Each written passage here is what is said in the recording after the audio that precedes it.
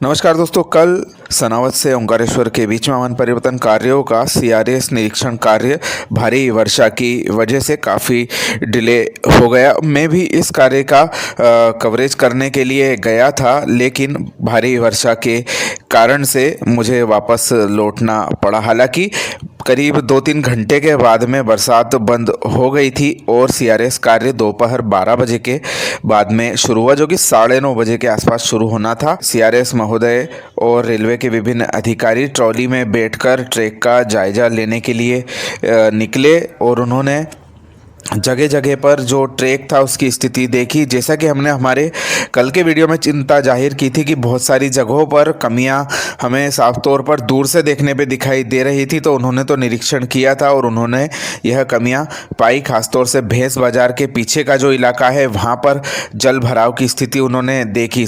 साथ ही पुनर्वास कॉलोनी के लोगों के लिए ओवरब्रिज भी वहां पर जल्द से जल्द तैयार करने हेतु निर्देशित किया। साथ ही जो ओंकारेश्वर स्टेशन के बारे में हमने चिंता जाहिर की थी कि यहां पर जल्दबाजी में काम किए गए हैं और उन्होंने यह पाया कि जो प्लेटफार्म का एक हिस्सा है वह भारी वर्षा की वजह से धंस गया था, बैठ गया था।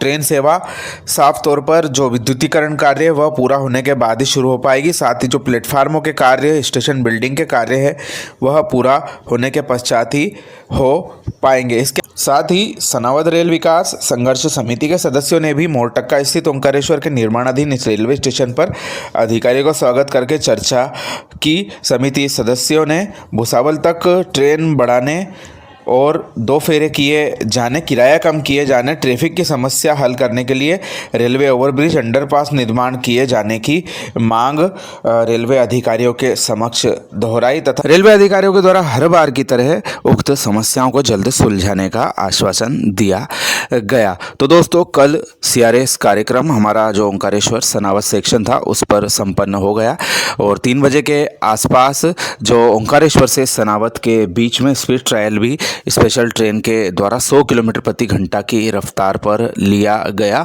और जल्दी ही जो रिपोर्ट के पहलू है वह क्लियर हो जाएंगे तथा जो अधूरे कार्य है उनको पूरा करने का भी फोकस निर्माण विभाग के ऊपर रहे। विद्युतीकरण कार्य होने के पश्चात में ट्रेन इस सेक्शन में दौड़ेगी। सनावद से ओंकारेश्वर रोड का जो नया स्टेशन बन रहा है उसके बीच में आपको पता है मीटर गेज का कन्वर्जन करके ब्रॉड गेज की लाइन डाली गई है, तो उसी का सीआरएस साहब ने तकनीकी तौर पे सब पुलिया और ट्रैक का और चीज़ों का निरीक्षण किया है। निरीक्षण इसीलिए किया जाता है कि सारी चीज़ें ठीक ठाक हैं और जो थोड़ी बहुत कमियाँ होती हैं उनको पता लग सके, उनका निराकरण हो सके। सर ने आज काम अच्छा हुआ है। 2 बार ट्रेन को ले जाना पड़ा? नहीं, ऐसा नहीं है। 2 बार ट्रेन को ले जाना इसलिए पड़ा था कि ये कई बार भी ले जाना पड़ता है, ऐसा कुछ नहीं, क्योंकि ये तो ट्रायल्स हैं, ये होते रहते हैं। सर, ओंकारेश्वर रोड का जो प्लेटफॉर्म है वो बना नहीं कंप्लीट है, उसमें कहीं कुछ काम होना बाकी है। प्लेटफॉर्म का काम चल रहा है, बिल्डिंग का काम चल रहा है, वो जल्दी किया जाएगा।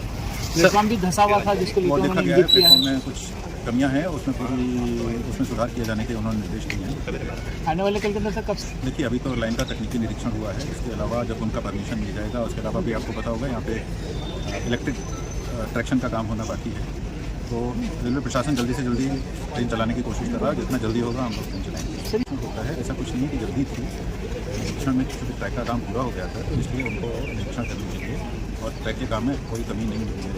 ट्रैक का काम अच्छा हुआ है, उन्होंने देखा। सर, बताया जाए ये तो मुझे नहीं पता, आपको किसने कहा कि 130 किलोमीटर प्रति घंटे की रफ्तार से क्या भविष्य में जल्दी ही रेल का संचालन ओंकारेश्वर रोड पर शुरू होगा, ऐसे सब किया जाएगा।